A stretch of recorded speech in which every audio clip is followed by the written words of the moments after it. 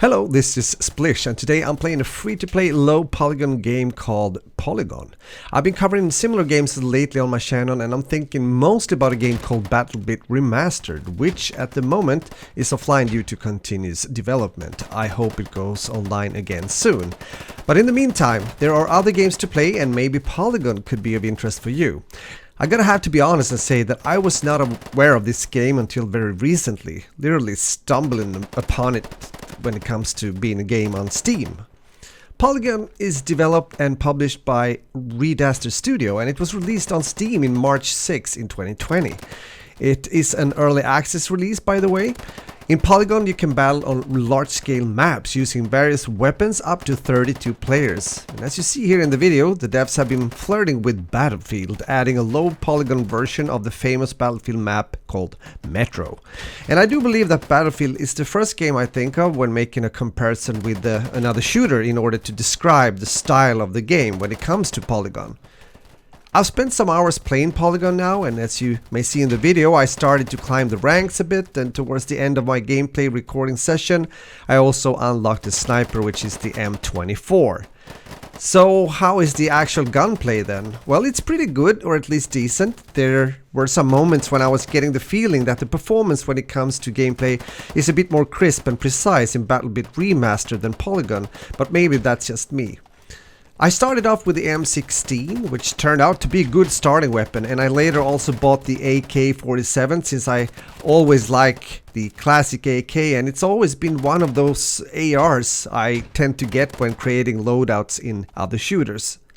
Talking about loadouts, it doesn't seem to be an option when it comes to creating multiple custom loadouts, which does become a bit tedious since I like to sometimes swap loadouts in an ongoing match. Now you have to wait until the match is over or leave the game in order to do so, which I believe is a minus. Please correct me here if I'm wrong, maybe I didn't find the right way to do it. There's some other basic features that I miss out in Polygon. One of them is, in my opinion, quite important to have in an online multiplayer game, and that is the ability to actually report people. Players. Yes, it can be everything from people using bad words in a very offensive way, or simply a cheater. That was actually the case when I got into a game. Sure, there's a vote kick system, but that isn't the same thing, and to be honest with you, a vote kick system can easily be abused if people start to vote kick someone just because he's a good player, if you know what I mean. Or maybe using a class that someone doesn't like that he's using. But in this case, there was no doubt that this guy was cheating, so I took some screenshots and tried to contact the developers. Found out that you can't send them DMs on Twitter, so I found a mail address after spending some time by my PC, but they haven't answered me yet. It's super important to have a system where you can report this kind of activities, and I really hope that they'll add one for the future to come. Another feature that I would like to see in the game is the possibility to scramble teams. There was especially one map where you can get stuck in your spawn if your team is bad or doesn't really care about leaving the spawn in order to play and capture the objectives. One solution is a scramble team function that can make it more fun for a majority of players. Or they need to just redesign that map. You might argue and say that there's a spawn protection wall there to prevent this to happen, but when the map is so flat and open, it doesn't really matter.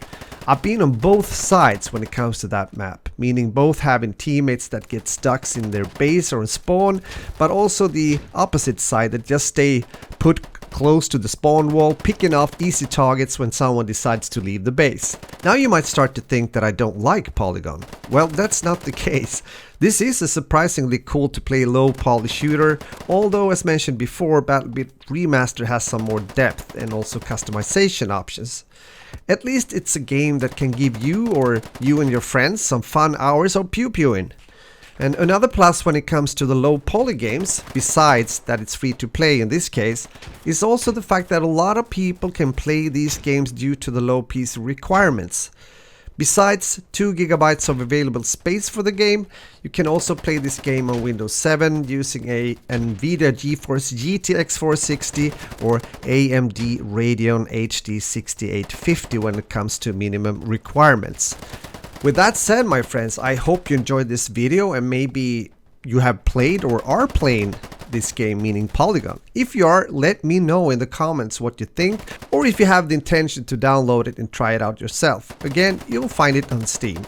If you're new to my channel, if you like to watch FPS gaming, both when it comes to AAA games, free-to-play games, indie games, make sure to subscribe, turn on the notification bell, and I'll talk to you in the next video. Have a beautiful day, and I hope you're gonna enjoy the rest of the gameplay. Later!